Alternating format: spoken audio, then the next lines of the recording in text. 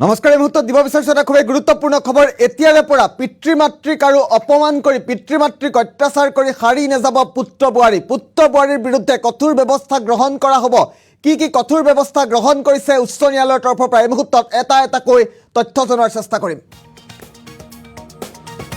এতিয়াৰে পৰা সন্তানে পিতৃ মাতৃক কৰিব নোৱাৰিব অত্যাচাৰ।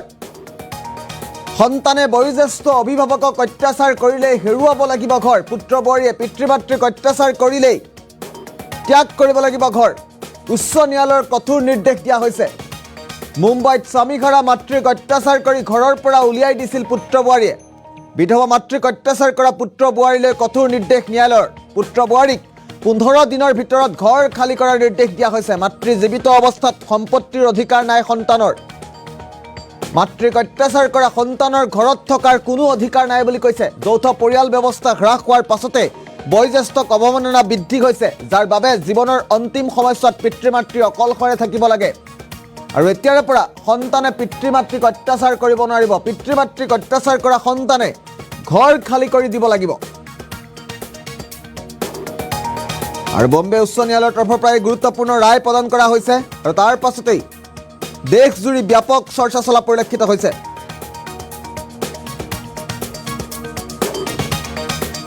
এটা ডাঙৰ খবৰ এই মুহূৰ্তত জনাৰ চেষ্টা কৰিছোঁ। পুত্ৰ বোৱাৰীয়ে অত্যাচাৰ কৰিলে এতিয়াৰে পৰা সাৰি নাযাব।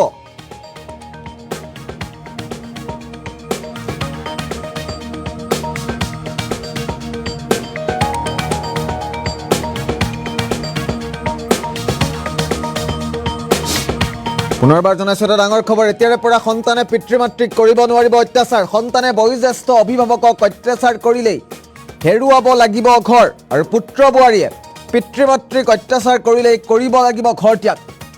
আৰু মুম্বাই উচ্চ ন্যায়ালয়ৰ তৰফৰ পৰাই কঠোৰ নিৰ্দেশ প্ৰদান কৰা হৈছে। মুম্বাইত স্বামীঘৰা মাতৃক অত্যাচাৰ কৰি ঘৰৰ পৰা উলিয়াই দিছিল পুত্ৰ বোৱাৰীয়ে। আৰু বিধৱা মাতৃক অত্যাচাৰ কৰিছিল। পুত্ৰ বোৱাৰীলৈ কঠোৰ নিৰ্দেশ দিছে মুম্বাই উচ্চ ন্যায়ালয়ৰ তৰফৰ পৰা। আৰু পুত্ৰ বোৱাৰীক 15 দিনৰ ভিতৰত ঘৰ খালী কৰাৰ নিৰ্দেশ দিয়া হৈছে। মাতৃ জীৱিত থকা অৱস্থাত সম্পত্তিৰ অধিকাৰ নাই সন্তানৰ। এটা ডাঙৰ খবৰ। মাতৃক অত্যাচাৰ কৰা সন্তানৰ ঘৰত থকাৰ কোনো অধিকাৰ নাই বুলি হাইকোৰ্টৰ তৰফৰ পৰা কোৱা হৈছে। উচ্চ ন্যায়ালয়ৰ তৰফৰ পৰা কোৱা হৈছে। যৌথ পৰিয়াল ব্যৱস্থা হ্ৰাস পোৱাৰ পিছৰে পৰা বয়োজ্যেষ্ঠক অৱমাননা বৃদ্ধি হৈছে বুলি কৈছে ন্যায়ালয়ে, যাৰ বাবে জীৱনৰ অন্তিম সময়ছোৱাত পিতৃ মাতৃক অকলশৰে থাকিবলগীয়া হৈছে বুলি কৈছে। যৌথ পৰিয়াল কেন্দ্ৰিক ব্যৱস্থা হ্ৰাস পোৱাৰ পাছতে দেশত এনেধৰণৰ ঘটনা সংঘটিত হৈছে। আৰু যাৰ ফলত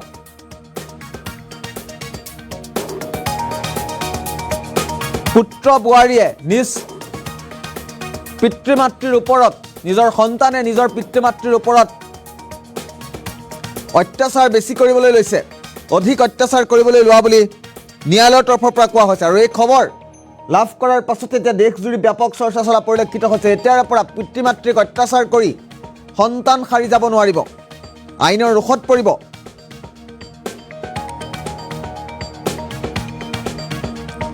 আৰু পিতৃ মাতৃ জীৱিত থকাৰ অৱস্থাত সন্তানৰ সম্পত্তিৰ ভাগ নাই বুলি কৈছে ন্যায়ালয়ে। মুম্বাই উচ্চ ন্যায়ালয়ৰ তৰফৰ পৰা বম্বে হাইকোৰ্টৰ তৰফৰ পৰা এই গুৰুত্বপূৰ্ণ ৰায়দান প্ৰদান কৰা হৈছে। আৰু তাৰ পাছতে দেশজুৰি ব্যাপক চৰ্চা চলা পৰিলক্ষিত হৈছে।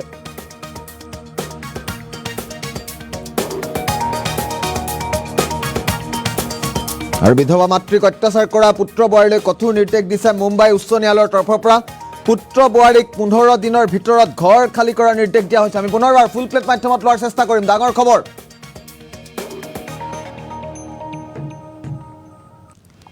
এতিয়াৰে পৰা সন্তানে পিতৃ মাতৃক কৰিব নোৱাৰিব অত্যাচাৰ। এটা খুবেই গুৰুত্বপূৰ্ণ খবৰ। সন্তানে বয়োজ্যেষ্ঠ অভিভাৱকক অত্যাচাৰ কৰিলেই হেৰুৱাব লাগিব ঘৰ।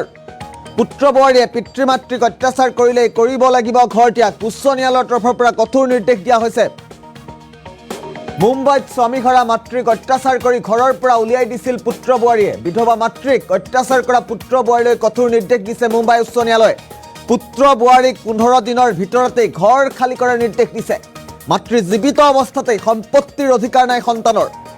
মাতৃক অত্যাচাৰ কৰা সন্তানৰ ঘৰত থকাৰ কোনো ধৰণৰ অধিকাৰ নাই। যৌথ পৰিয়াল ব্যৱস্থা হ্ৰাস পোৱাৰ পিছৰে পৰা বয়োজ্যেষ্ঠক অৱমাননা দেশত বৃদ্ধি পাইছে, যাৰ বাবে জীৱনৰ অন্তিম সময়ছোৱাত পিতৃ মাতৃ অকলশৰে ঘৰত থাকিব লাগে। আৰু এতিয়াৰে পৰা তেনে কৰা নহ'ব। যিসকল সন্তানে যিসকল পুত্ৰ বোৱাৰীয়ে নিজ পিতৃ মাতৃক অত্যাচাৰ কৰি আহিছে তেওঁলোকৰ নিস্তাৰ নাই। এতিয়াৰে পৰা আৰু সাৰি নাযাব, আইনৰ ৰোষত পৰিব।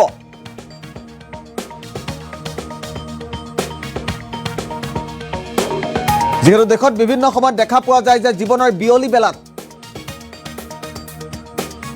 বহু লোকে, বহু বয়োজ্যেষ্ঠ লোকে বৃদ্ধাশ্ৰমত বাস কৰিবলগীয়া পৰিৱেশৰ সৃষ্টি হয়, ঘৰৰ পৰা উলিয়াই দিয়ে, নানা ধৰণৰ অত্যাচাৰ কৰে। আৰু সেইসকল লোকৰ সপক্ষে এটা বৃহৎ ৰায়দান প্ৰদান কৰিছে বম্বে উচ্চ ন্যায়ালয়ে।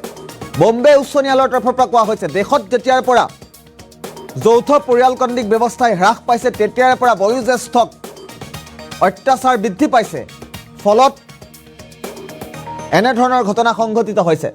আৰু এতিয়াৰে পৰা উচ্চ ন্যায়ালয়ে কৈছে, যিসকল সন্তানে বা যিসকল পুত্ৰ বোৱাৰীয়ে নিজ পিতৃ মাতৃক অত্যাচাৰ কৰে তেওঁলোকৰ ঘৰত থকাৰ কোনো অধিকাৰ নাই। তেনেধৰণৰ ঘটনা এটাই সংঘটিত হৈছিল মুম্বাইত। আৰু মুম্বাইত সেইজন পুত্ৰ বোৱাৰীক 15 দিনৰ ভিতৰত ঘৰ খালী কৰি দিয়াৰ নিৰ্দেশ দিছে।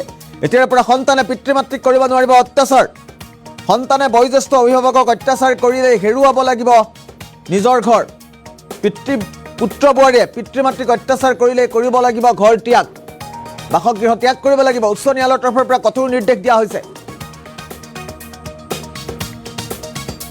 আৰু মুম্বাইত স্বামীহাৰা মাতৃক অত্যাচাৰ কৰি ঘৰৰ পৰা উলিয়াই দিছিল পুত্ৰ বোৱাৰীয়ে। বিধৱা মাতৃক অত্যাচাৰ কৰা পুত্ৰ বোৱাৰীলৈ কঠোৰ নিৰ্দেশ দিছে মুম্বাই উচ্চ ন্যায়ালয়ে। পুত্ৰ বোৱাৰীক 15 দিনৰ ভিতৰত ঘৰ খালী কৰি দিয়াৰ নিৰ্দেশ দিছে। আমি ইতিমধ্যে উল্লেখ কৰিছোঁ, এটা ডাঙৰ খবৰ, বিগ নিউজ।